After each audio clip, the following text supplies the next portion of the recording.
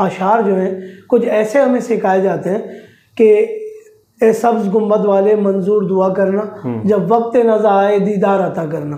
تو سر یہ براہ راست یہ جو دعا ہے تو اس کا اطلاق جائز ہے؟ نہیں. دعا انما الدعاء هو العبادہ، رسول اللہ صلی اللہ علیہ وسلم کا اعلان ہے. دعا جو ہے عبادت ہے، عبادت اللہ کے ساتھ خاص ہے.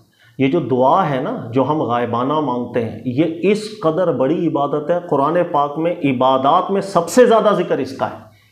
اس کی وجہ یہ ہے کہ یہ انسان کے اندر کی توحید و شرک کو سامنے لے کر کے آ جاتا ہے. جب میں بند کمرے میں بیٹھ کر کسی سے، دیکھو یہاں مجھے کوئی مصیبت آئی اور میں اب کسی کو پکار رہا ہوں، دو چیزیں دیکھیں، پوری دنیا میں چلے جائیں اور آپ کسی بھی ملک میں جا کے بیٹھیں اور دیکھیں سامنے والا بندہ پریشان ہے، وہ پریشانی کے اندر کہہ رہا ہے یا فلاں المدد، میری مدد کر دو یا فلاں، آپ کیا سمجھیں گے وہ کس کو پکار رہے ہیں؟ آپ جواب دیں. سر اللہ تعالیٰ کو، وہ اپنے خدا کو ہی پکارا، جس کو بھی وہ خدا سمجھتا ہوگا وہ خدا کو ہی پکارا ہے. کیونکہ جب انسان تنہائی میں بیٹھ کر ندا کرتا ہے نا تو اس وقت صرف وہ اس ہستی کی طرف متوجہ ہوتا ہے جس کو وہ سمجھ رہا ہے کہ عالم الغیب ہے، وہ جان رہا ہے کہ میں کس پریشانی کے اندر ہوں، جو سن رہا ہوگا کہ میں کیا بات کر رہا ہوں، وہ ہر زبان سے بھی واقف ہوگا، میں کسی بھی زبان میں گفتگو کروں وہ سن رہا ہوگا، وہ قدرت بھی رکھتا ہوگا کہ وہ میری مشکل کو آسان کرنے کے اسباب پیدا کر لے. اس لیے تو وہ پکار رہا ہے. جب آپ تنہائی میں بیٹھ کر کے کسی اللہ کے علاوہ کو پکارنا شروع کرتے ہیں، یہ سارے اوصاف جو اللہ کے ساتھ خاص ہیں وہاں بھی آپ ماننا شروع کر دیتے ہیں. مثال کے طور پر اب میں ایک بند کمرے میں بیٹھ کر کے بول رہا ہوں کہ یا فلاں میری مدد کر دے، میں پریشانی میں آ گیا ہوں. نمبر ایک، میں اس کو عالم الغیب بھی سمجھ رہا ہوں، میرے ذہن میں یہ آ ہی رہا ہوگا نا کہ وہ جان رہے ہیں ابھی میں کس مشکل کے اندر ہوں. جی صحیح ہے، ورنہ میں کیوں پکار. نمبر دو، وہ میں یہ بھی سمجھ رہا ہوں کہ میں کسی بھی زبان میں مانگوں گا وہ سمجھ جائیں گے. یہ بھی میں یہ بھی سمجھ رہا ہوں گا کہ اس کو اتنی طاقت بھی ہوگی کہ وہ میری مشکل کو آسان کرنے کے اسباب بنا دیں گے. ایسے تو اللہ کے جو اوصاف تھے آپ یہی تو دے رہے ہیں. پھر آپ تعویلیں بیچ میں کریں گے، تعویلوں سے کوئی فرق نہیں پڑتا. عبادت کے اندر تعویل کر کے بھی گھسنے کی اجازت نہیں ہوتی. نماز اللہ کے ساتھ خاص ہے یا نہیں آپ مجھے بتائیے. خاص ہے، اللہ کے ساتھ خاص ہے. میں اب کسی اور کی نماز پڑھوں، لاکھ تعویلیں کر لوں، یار میں اس اللہ کے ولی کے لیے نماز پڑھ رہا ہوں، سجدہ اس اللہ کے ولی کو کروں، رکوع اس کے لیے کروں گا، قرآن اس کے لیے پڑھوں گا. تعویل یہ ہے کہ اللہ کا نیک بندہ، خدا نہیں سمجھ رہا، میں اس کو خدا نہیں سمجھ رہا، اللہ کا بندہ سمجھ کے اس کی میں عبادت کر رہا ہوں. سر میری تعویل فضول ہے. عبادت کے باب میں تعویل کر کے بھی گھسنے کی اجازت نہیں ہوتی. نمبر دو، میں روزہ رکھ رہا ہوں، میں بولوں نہیں میں اس اللہ کے ولی کے لیے روزہ رکھ رہا ہوں، میں اس کو خدا نہیں سمجھ رہا لیکن میں عبادت اس کی کر رہا ہوں. سر کوئی فائدہ نہیں ہوگا. دعا عبادت ہے، اس کے اندر جب آپ اللہ سے ہٹ کر کہیں متوجہ ہوتے ہیں نا سر پرابلم آ جاتی ہے. یہ چیز کو سمجھیں آپ، یہ اللہ کے ساتھ خاص ہے. قرآن کی آیت پہ غور کریں، فَإِذَا رَكِبُوا فِي الْفُلْكِ دَعَوُا اللَّهَ مُخْلِصِينَ لَهُ الدِّينَ. جس وقت یہ کشتی پہ سوار ہوئے طوفان آ گیا. اب مشرکین بہت سے خداؤں کو مانتے تھے، اچھا سمجھتے وہ بھی یہ تھے کہ سب سے بڑا ایک ہی جی سب سے بڑا رب ہے، یہ مانتے تھے، لیکن انہوں نے اپنے شفاع بنائے ہوئے تھے، ان کی عبادتیں کرتے. اچھا عبادت کیا کرتے تھے اس کو اللہ ذکر کر رہے ہیں. جب یہ طوفان میں پھنس جائے نا سارے شرکاء کو بھول کے خالص اللہ سے دعائیں کرنے لگ جاتے تھے. جب اللہ ان کو نجات دے دیتا تھا نا، طوفان سے بچا دیا اللہ نے، اب وہ نارمل زندگی میں دوبارہ آ گئے. فَإِذَا هُمْ بِرَبِّهِمْ يُشْرِكُونَ. دوبارہ سے وہ اس شرک میں مبتلا ہو جاتے تھے. کس شرک کی بات یہاں چل رہی؟ کشتی میں طوفان آنے کی صورت میں خالصتاً اللہ سے بچاؤ کی دعائیں، اور بعد میں جا کر کے پھر دوبارہ غیر اللہ سے مانگنا شروع کر دیا آپ نے. جو سن بھی نہیں سک رہے ہیں، آپ کو جواب بھی نہیں دے سکتے ہیں، ان کو اللہ نے طاقت ہی نہیں دی ہوئی ہے کہ وہ آپ کی مشکلات کو حل کرے. کس نے طاقت دی ہے؟ کہاں قرآن میں ذکر ہوا کہ اللہ نے اس بندے کو طاقت دی ہے آپ کی مشکلات حل کرنے کے لیے؟ نہیں دیا نا. نہیں، میرا گمان اس چیز کو ذہن میں رکھیں آپ. دعا عبادت ہے، عبادت کے اندر کسی تعویل سے بھی گھسنے کی اجازت نہیں ہے. دیکھو ہمارے دین میں عبادت کیا کیا چیز ہے، نماز عبادت ہے، روزہ عبادت ہے، حج ہے، یہ عبادات ہے نا. آپ غیر اللہ کے لیے کر کے تو دکھائیں، کسی بھی نیت سے کر کے دکھائیں. لیکن دعا کی باری آتی ہے نا جب تو ہم پتہ کیا کرتے ہیں، ہم کہتے ہیں ہم اللہ کا بندہ سمجھ کے مانگ رہے ہیں، خدا سمجھ کے نہیں مانگ. اللہ کے بندو دعا خود عبادت ہے، اپنی ذات میں عبادت ہے، اس کے اندر شراکت نہیں ہوتی ہے. اب ایک شخص ہے جس کو میں سمجھ رہا ہوں اللہ کا ولی ہے، غور کیجئے گا. مثال کے طور پر کوئی ایک نیک بزرگ ہے، ان کا نام جنید ہے، میں ایک مثال دے رہا ہوں. ٹھیک ہے، مشہور تھا، اللہ کے ولی ہیں بھائی، بڑے نیک پرہیزگار. ان کا ہو گیا انتقال. سر غور کیجئے گا، یہ اللہ کا ولی ہے، یہ اللہ نے قرآن میں بات کی نہیں، رسول اللہ صلی اللہ علیہ وسلم نے نص کی کہ یہ اللہ ہی کا ولی ہے؟ نہیں یہ تو میں نے سمجھا، جی، اور بہت سے لوگوں کو میں دنیا میں نیک سمجھوں گا، بروز قیامت اصلیت کھلے گی، ہو سکتا ہے منافق نکلے۔ وہ ہے نا، کئی لوگ شہید آئیں گے اللہ کی بارگاہ میں لیکن شہید نہیں ہوں گے، ان کے دلوں کے حال اللہ کھولیں گے۔ کئی علماء آئیں گے لیکن اللہ دلوں کے حال کھول دیں گے۔ ٹھیک ہے، تو حقیقت حال کیا ہے کس کے ساتھ ہمیں نہیں معلوم۔ یہی بات اللہ کے نبی علیہ السلام کے ساتھ بھی غور کیجیے گا۔ ایک شخص تھے، خادم تھے، جہاد کا وقت تھا لیکن صحابہ رسول اللہ صلی اللہ علیہ وسلم کی سواری کی وہ کچھ خدمت کر رہے تھے، ایک تیر آیا کافروں کی طرف سے آ کے لگا، صحابہ نے نعرے پتہ کیا لگائے؟ صحابہ نے نعرے لگانا شروع کر دیے کہ اللہ کے نبی کی سواری کی جہاد میں خدمت کرتے ہوئے تیر لگا، اس سے بڑھ کر شہید کون؟ رسول اللہ صلی اللہ علیہ وسلم کو اللہ تعالیٰ نے کچھ مناظر دکھا دیے۔ اللہ کے نبی علیہ السلام نے فرمایا ایک آگ کی چادر اس کے اوپر لٹکتی میں دیکھ رہا ہوں، مال غنیمت سے شاید چرا لی تھی اس نے۔ سر اللہ کی بارگاہ میں کس کے لیے کیا معاملہ ہو رہا ہے ہمیں نہیں پتا۔ ایک شخص انتقال کر گیا، میں اس کو اللہ کا ولی سمجھ رہا ہوں۔ اچھا، اب مرنے کے بعد عالم برزخ میں وہ کس حالت میں ہے آپ کو پتا ہے؟ قرآن نے بیان کیا، اللہ کے نبی علیہ السلام نے بیان کیا، مجھے تو نہیں پتا بھائی، ہو سکتا ہے کسی عمل کی وجہ سے گرفت ہوئی ہو۔ میں جس کو بہت بڑا اللہ کا ولی سمجھ رہا ہوں، ممکن ہے کوئی چادر آگ کی بنی لٹکی ہو اس کے اوپر، کچھ بھی ہو سکتا ہے نا بھائی۔ اللہ کی بارگاہ کے معاملات ہمارے ہاتھ میں تو نہیں ہے۔ جی جی۔ اچھا، نمبر 2، وہ کس کیفیت کے اندر ہے؟ عالم برزخ میں ہے۔ عالم برزخ میں بعض لوگوں کو سلا دیا جاتا ہے، وہ بالکل کیفیت سونے میں ہوتے ہیں۔ عالم برزخ میں کسی پر اگر کسی حیثیت سے کوئی حجت کا معاملہ ہو جائے تو اس پہ پوچھ گچھ بھی شروع ہو جاتی ہے۔ بھائی کون کس کیفیت پہ مجھے نہیں پتا۔ اب میں نے سمجھ لیا یہ اللہ کا ولی جو مرا ہے، مرنے کے بعد اس کی روح آزاد گھوم رہی ہے، اس کی روح کو اللہ نے اتنی طاقتیں دے دی ہیں کہ مجھے یہاں سے بیٹا سن بھی رہا ہے، اس کی روح کو اللہ نے اتنی طاقتیں دے دی ہیں وہ میری مشکل بھی حل کر لے گا، اس کی روح کو اللہ تعالیٰ نے ہر آواز سمجھنے کی بھی صلاحیت دے دی ہے۔ یہ میں جتنے ڈائلوگز بول رہا ہوں قرآن میں اللہ نے بیان کیے۔ جی جی، یہ میری اپنی دنیا ہے جو میں نے بنا لی، جس کو قرآن کہتا ہے ان ہی الا اسماء سمیتموہا ما انزل اللہ بہا من سلطان۔ اللہ نے کوئی ایسی بات نہیں کی، تمہاری اپنی بنائی بات ہے۔ اب آپ غور کریں گے نا، یہ پوری فرضی ڈرامہ آپ کے سامنے آ جاتا ہے۔ ایک اللہ کا ولی، آپ اس سے مدد مانگ رہے ہو، بھائی یا خواجہ المدد۔ سر خواجہ صاحب اللہ کے ولی قرآن نے بیان نہیں کیا۔ ایک ہمارا گمان ہے، سچا بھی ہو سکتا ہے غلط بھی ہو سکتا ہے، اس لیے ذہن میں رکھ لیجئے گا۔ علماء ذکر کرتے ہیں اگر اجماع بھی ہو جائے کہ یار یہ بندہ اللہ کا بڑا نیک لگ رہا ہے، یہ اجماع حجت ہے یہاں پر؟ نہیں۔ اکثر علماء کہتے تھے نہیں، اس لیے کہ غیبی معاملات ہمارے ہاتھ میں تھوڑی ہیں۔ وہ دل میں مومن تھا نہیں، ہم نے تو ظاہری دیکھا نیک لگا۔ پہلا شخص دنیا میں شیخ ابن تیمیہ صاحب آئے تھے جنہوں نے ذکر کیا تھا اگر مسلمان کسی کے نیک ہونے پر متفق ہوں تو ہمیں بھی حسن ظن رکھنا چاہیے۔ لیکن یہ حسن ظن کی بات ہے نا، قطعی فیصلے تو نہیں ہے۔ یا خواجہ المدد وہ اللہ کے ولی تھے، مجھے نہیں پتا، اللہ نے بیان کیا مجھے نہیں پتا، عالم برزخ میں ان کے ساتھ کیا ہو رہا ہے مجھے نہیں پتا، ان کو نوم کی کیفیت میں رکھا گیا ہے مجھے نہیں پتا، انعامات کی کیفیت میں رکھا گیا مجھے نہیں پتا، یا عذاب کی کیفیت میں ہے مجھے نہیں پتا، مجھے تو اللہ نے کچھ بیان نہیں کیا۔ اچھا، مرنے کے بعد کیا ان کی روح کو اللہ نے یہ طاقتیں دی ہیں کہ وہ پوری دنیا کی بولیاں آپ سن رہے ہیں؟ مجھے نہیں پتا، قرآن نے تو بیان نہیں کیا۔ اچھا، ان کو کیا مشکل کشا بنا دیا اللہ تعالیٰ نے، یہ ذمہ داری دے دی ہے؟ اللہ نے تو ایسی بات نہیں۔ یہ پورا فرضی ڈرامہ میں نے رچا لیا، اب میں مدد مانگ رہا ہوں اور میں کہہ رہا ہوں کہ یا فلاں میری مدد کر دیں۔ ایمانداری سے آپ بتائیے گا اس سے زیادہ بھونڈا استدلال کوئی دنیا میں آپ نے دیکھا ہے؟ اسی لیے دعا کو عبادت رکھا گیا ہے کہ اس کے اندر آپ عقائد کی ایک فرضی عمارت بنانا شروع کر دیں گے اور کچھ بھی نہیں ہے۔ یہی وجہ ہے اللہ نے فرمایا وَهُمْ بِدُعَائِهِمْ کافرون۔ بروز قیامت جو ہے نا یہ سب انکار کر دیں گے، بھئی ہمیں کیا پتا تم ہماری کو پکار رہے تھے، ہمیں کیا پتا۔ ایک جگہ اللہ نے ارشاد فرمایا کہ تمہاری آوازیں بھی ان تک نہیں پہنچتی۔ بھئی کون کس مقام پہ، آپ کو کیا پتا، مجھے کیا پتا۔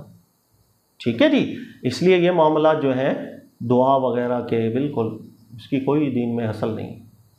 سر ایک بخاری شریف کی حدیث آپ نے ہمیں سنائی تھی دورہ بخاری میں کہ ایک صحابی کو کفار نے پکڑ لیا تھا تو انہوں نے دعا کی یا اللہ اخبر لی، اخبر انی رسولک صلی اللہ علیہ وسلم، اللہ میری بات تو رسول تک پہنچا دے۔ بہت زبردست ہے، بہت پیاری حدیث ہے۔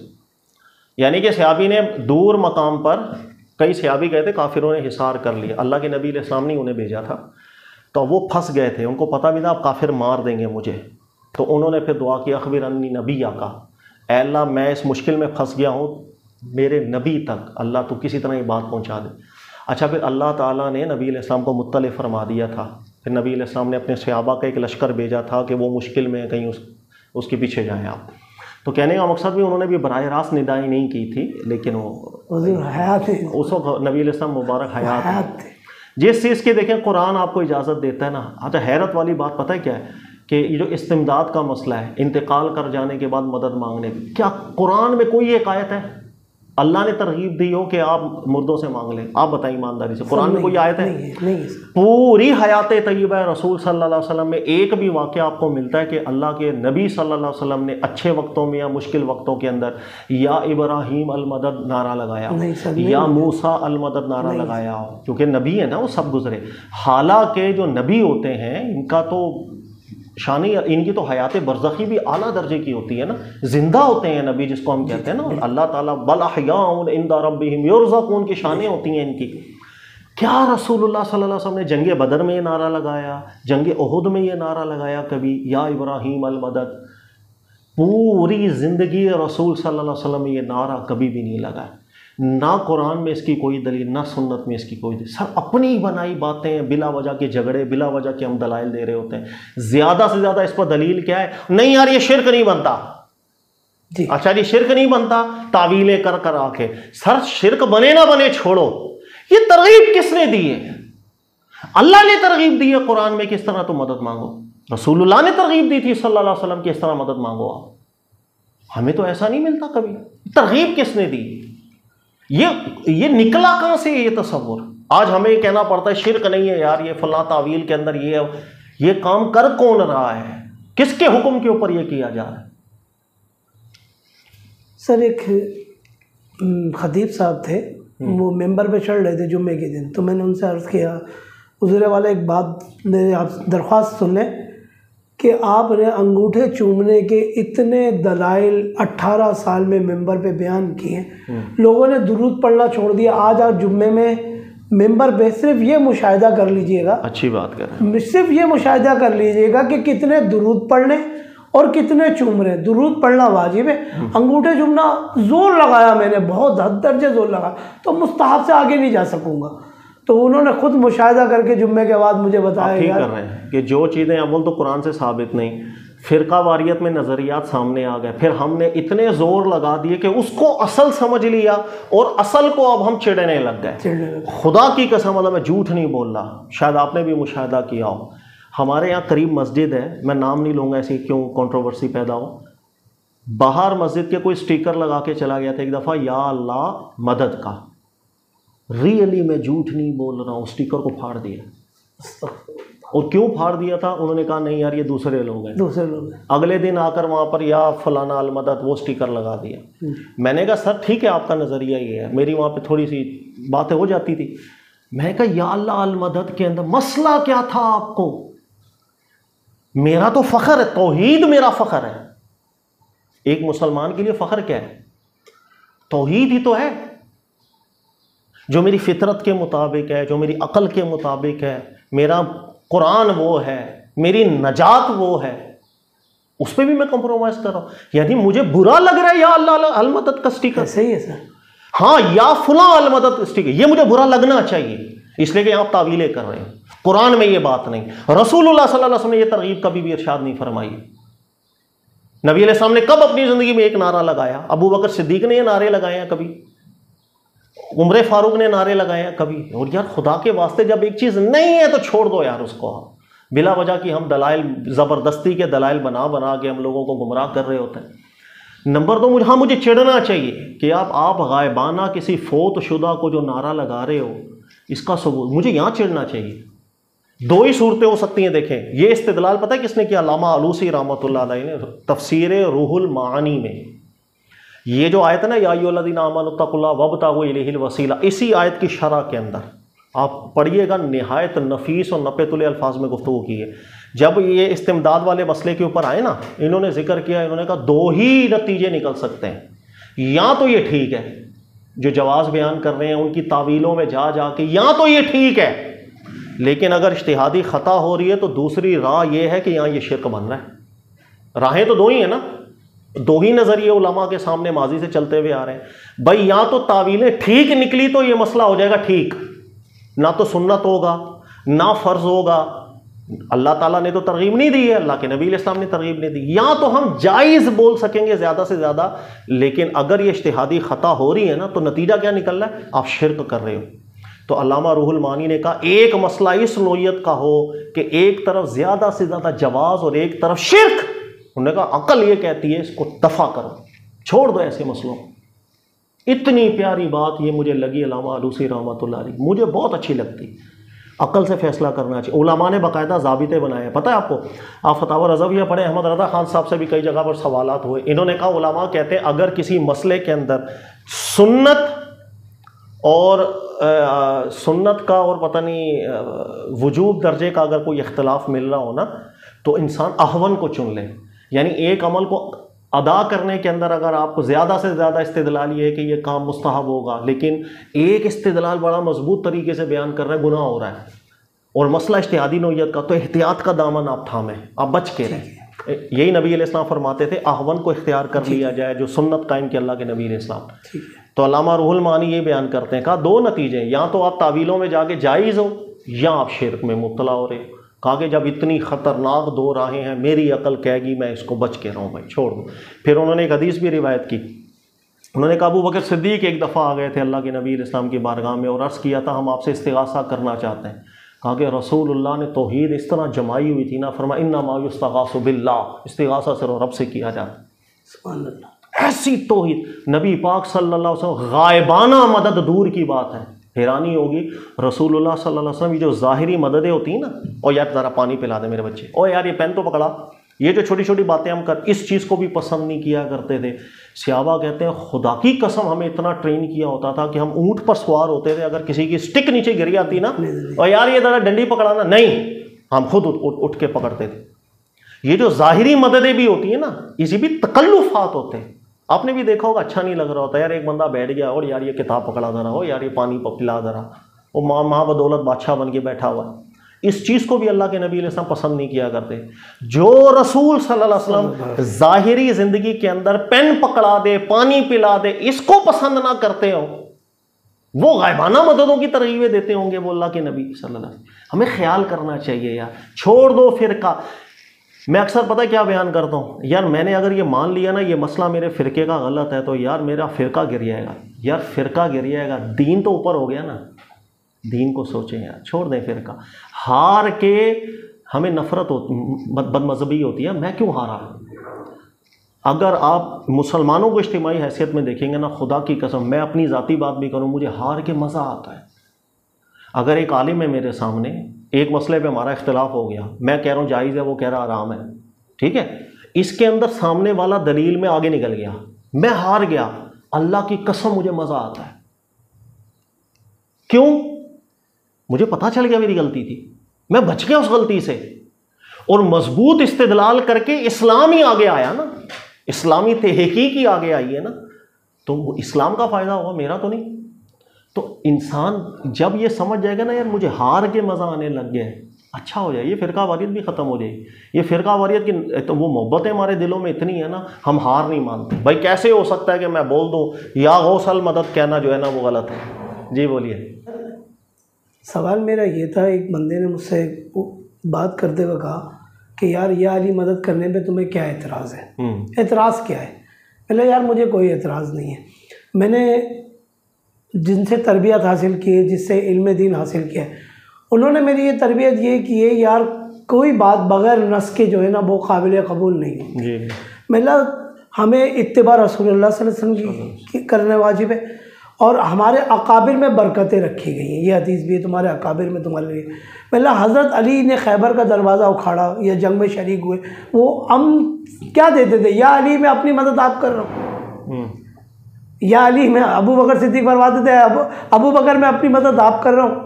تو میں نے بولا اکابر سے کوئی بھی ایسی روایت نقل نہیں ہوئی ہے کہ انہوں نے خود اپنی مدد کر. زبردستی کے جواز, زبردستی کے دلائل. دیکھو زبردستی کی دلیلیں بن جاتی ہیں. میں اکثر کہتا ہوں شیطان نے بھی بڑی پیاری دلیل بنائی تھی. اگر اللہ کی نص نہ ہوتی تو شیطان کے دلائل بڑے زبردست تھے. کہ وہ مخلوقات جو آسمانوں کی سیر کرے اور وہ مخلوق جو زمین پر پیدا ہو، وہ مخلوق جس کی عمر زیادہ ہو، وہ مخلوق جس کی عمر بڑی محدود ہو، وہ مخلوق جو نہ جانے فرشتوں کی بھی باتیں سنتی ہے، وہ مخلوق جس کے کانوں میں کسی کی بھی آواز نہ جائے، نہ جنات کی جائے نہ فرشتوں کی جائے. کہا کہ وہ شیطان کہہ رہا نا خیر من، میں اس کے تابع کیسے ہو سکتا ہوں؟ لیکن اللہ کی نص تھی وہاں پر، اس لیے اس کی ساری منطقیں، اس کی سارے استدلالات باطل ہو گئے. تو قرآن کی نص بڑی اہمیت رکھتی ہے. یاد رکھیے گا، توحید آپ کا جو عقیدہ ہے اس پہ کمپرومائز نہیں کریں، آپ کسی بھی طرح کا نہیں کریں. آپ کو کسی مسئلے میں شک بھی ہو جائے نا، یار اس کے اندر شرک کا شائبہ ہے، بچ کے جاؤ. آپ کو پتا ہے شرک دو طرح ہے، شرک ایک اکبر ہوتا ہے، ایک شرک اصغر ہوتا ہے. شرک اصغر کس بلا کا نام ہے؟ شرک اصغر وہ اعمال ہوتے ہیں جس کو کرنے سے بندہ مشرک نہیں ہو جاتا، لیکن اس کے کرنے سے وہ آگے جا کے شرک اکبر میں گرفتار ہو سکتا ہے. وہ دروازہ ہے. رسول اللہ صلی اللہ علیہ وسلم نے شرک اکبر بھی منع کیے، شرک اصغر کے جو اسباب تھے وہ سب بھی حرام کیے امت کے اوپر، اس لیے کہ یہیں سے شرک کی طرف جائیں گے آپ. وہ دروازے بھی بند کر دیے گئے. اس لیے شرک تو جہاں بھی شائبہ پیدا ہو جائے نا شرک کا، انسان وہاں سے بچ جائے. خدا کی قسم عافیت ہے. چھوڑ دے یہ سارے معاملات. یہ آپ کو حیرانی ہوگی فتاوی رضویہ کے اندر، یہ فتاوی رضویہ کی بات کر رہا ہوں، ان سے سوال ہوا، ایک جگہ پر نقل کر رہے ہیں، یار یہ اولیاء اللہ سے مانگنے کا سلسلہ کب سے شروع ہوا؟ حوالہ دے کر بات کی. انہوں نے کہا یہ پتہ ہے کب سے شروع ہوا؟ کوئی قرآن سنت میں دلائل تھے اس وجہ سے نہیں. انہوں نے کہا یہ شروع ہوا کہ فلاں بزرگ کہتے ہیں کہ ایک دور ایسا تھا کہ جس وقت ایک علاقہ ایسا تھا جہاں لوگ اللہ سے دعا مانگتے، دعا اگر قبول نہ ہوتے نا بدزن ہونے لگ گئے تھے. تو کئی لوگ دین اسلام سے بھی ذرا باہر نکلنے لگ گئے. تو کہا کہ ایسی صورت کے اندر وہاں پر علماء نے ذکر کیا تھا، یہ استمداد کا طریقہ نکالا ان کا ایمان بچانے کے لیے. انہوں نے کہا یار براہ راست اللہ سے نہیں مانگتے، پہلے اللہ کے نیک بندوں سے مانگتے ہیں آپ کا کام ہو جائے. کہا کہ اب وہ جب یہاں استمدادوں میں لگ گئے، اگر اب کسی کی منت پوری نہیں ہوتی تھی نا، دعا پوری نہیں ہوتی، تو وہ اس اللہ کے ولی سے بدزن ہوتا تھا، اللہ سے بدزن نہیں تھا ہو رہا. تو لوگوں کا ایمان بچانے کے لیے یہ سلسلہ شروع کیا گیا تھا. اب مجھے آپ بتائیں، چلو اگر اس قصے کو ہم ٹھیک بھی مان، یہ فتاوی رضویہ کے اندر ذکر کیا ہے احمد رضا خان صاحب، یہ قسم سے موجود ہے، میں کوئی کچی باتیں نہیں کرتا. لوگ اچھا اگر بالفر یہ استمداد کا مسئلہ اس لیے شروع کیا گیا تھا، سر میرا آپ سے سوال ہے، کیا آج کے دور میں ضرورت ہے اس کی؟ نہیں سر، بالکل نہیں. نمبر 2، اگر اس وقت شروع کیا گیا تھا تو اس واقعے کے اندر یہ کوئی موجود نہیں ہے کہ مردہ اللہ کے ولیوں سے مانگنے کی طرف لوگوں کو متوجہ کیا، بلکہ یہ واقعہ جو میں نے تحقیق کیا ہوا ہے نا وہ یہ تھا کہ اس وقت جو نیک لوگ زندہ ہوتے تھے ان نیک علماء کو جا کر کے علماء نے کہا تھا کہ تمہارے پاس کوئی بھی بندہ مصیبت لے کر آئے نا، نہ نہیں کرنا. کوئی بولے رہا ہے میری بہن کی شادی نہیں ہو رہی، اسے بولنا یار ہم کرواتے ہیں، کیسے نہیں ہوتی؟ کہا کہ پھر ہم آپس میں مل کر جو ہے نا اس کی مدد کر کے کر دیں گے کام. ایمان سے تو بچے، مطلب کفر میں مبتلا ہو رہے ہیں لوگ. یہ میں نے تحقیق کی تھی تو واقعہ ملا تھا. اس کے اندر بھی یہ نہیں تھا کہ مردوں سے جا کے مانگنا شروع. بھائی مردے نے کہاں سے جا کر کے آپ کی مدد، بہن کی شادی کروا دینی ہے؟ اگر یہ اصل ہے جو احمد رضا خان صاحب نے ذکر کیا، استمداد اس لیے اس طرح شروع ہوا تھا، تو سر خدا کی قسم اس استمداد کو اٹھا کے سمندر میں ڈبو کے آ جانا چاہیے اپنے ہاتھوں سے. لوگوں کا ایمان بچانے کے لیے اگر شروع کیا تھا، آج اسی استمداد پہ آپ لوگوں کا ایمان خراب کر رہے ہو. عین عبادت اس کو سمجھ رہے ہو، فخر سمجھ رہے ہو. یا اللہ مدد کے نام سے ہم چڑ رہے ہیں. خود سمندر بوس کر کے آنا چاہیے اس نظریے. یہ حوالہ لے لیجئے گا میرے سے فتاوی رضویہ. سر مسئلہ آپ جیسے ایک حدیث ہے جس کو شرح کے طور پہ اس بحث پہ شامل کیا جاتا ہے کہ ایک بدو تھے، عمر بن خطاب کا دور تھا، بارشیں نہیں ہو رہی تھی، تو وہ امام ابن تیمیہ نے بھی اس حدیث کو بلا غریب کہا یا حسن کہا، آپ بہتر سمجھتے ہیں اور مجھے بتائیے کہ وہ بدو جب روضہ رسول پہ حاضر ہوا اور عرض کی رسول اللہ کہ ہمارے مویشی ہلاک ہو رہے ہیں، وہ بدو قبر پہ لیٹ گیا تھا. نہیں، یہ روایت صحیح نہیں ہے. روایت نہ سندن بھی اس میں پرابلم ہے، متن بھی ٹھیک نہیں ہے. اس لیے کہ جتنے بھی واقعات آتے ہیں نا کہ اللہ کے نبی علیہ الصلوۃ والسلام کی بارگاہ میں ایک شخص آیا تھا تو رسول اللہ کی قبر انور کو دیکھ کے جا کے چپٹ گیا، بالکل جھوٹے واقعات ہیں، پڑھ کے پتہ لگ جاتا. اس کی وجہ ہے کہ اللہ کے نبی علیہ السلام کی قبر انور شریف ایسے اوپن تھی ہی نہیں. کون آیا، کہاں دیکھی قبر اور کہاں آ کے چپٹا؟ وہ تو حجرہ عائشہ صدیقہ رضی اللہ تعالیٰ عنہ پہ تھی رسول اللہ صلی اللہ علیہ وسلم کی قبر انور. عائشہ صدیقہ وہاں ہر ایک کو اجازت دیتی نہیں تھی آنے کی، چیدہ لوگوں کو شروع میں اجازت دیتی تھی، اس کے بعد آپ نے بالکل بند کر دیا تھا. پھر مدت گزرنے کے بعد کسی ایک کو اجازت دے دیتی تھی آپ، تاکہ اللہ کے نبی علیہ السلام کی جو قبر شریف کی نشانی ہے وہ سلامت رہے، بھول نہ جائے لوگ. آپ بات سمجھ میں آئی ہے؟ تو یہ جتنے بھی واقعات ہوتے ہیں نا، وہ فلاں بندہ آ رہا تھا، وہ اللہ کے نبی علیہ السلام کی قبر انور دیکھی، سواری سے اتر کے باغ کے جا کے لپٹ گیا، یہ سب پرابلم ہے اس کے اندر۔ اسی طرح جو یہ واقعات بنائے جاتے ہیں، فلاں اللہ کا ولی آئے قبر کے اندر، رسول اللہ صلی اللہ علیہ وسلم نے قبر انور سے اپنا مبارک ہاتھ مارنے، سب جھوٹے واقعات۔ اس لیے کہ صحابہ کے بعد سے ہی، صحابہ کے دور کے بعد سے ہی اللہ کے نبی علیہ السلام کی جو اصل قبر انور والی جگہ اس کو پیک کر دیا گیا ہے، اس کے بعد سے کوئی بھی نہیں جا پاتا، وہ اصل قبر انور شریف کی جگہ تھا۔ وہ کہاں چلا گیا بھائی، کہاں سے چلا گیا اللہ کے نبی علیہ السلام کی قبر انور شریف تک، جہاں اللہ کے نبی علیہ السلام نے اپنا دستے مبارک باہر نکالا اور کسی نے چوما؟ یہ سب باتیں پتہ چل، دیکھو چور کی داڑھی میں تنکا پکڑا جاتا ہے، چور چوری کرتا ہے، ثبوت چھوڑ دیتا ہے، جھوٹے قصے جو ہوتے ہیں نا وہ بنانے والے بھی ثبوت چھوڑ دیتے ہیں، پکڑا جاتا ہے کہ یار آپ غلط بات بنا رہے ہو، ٹھیک ہے۔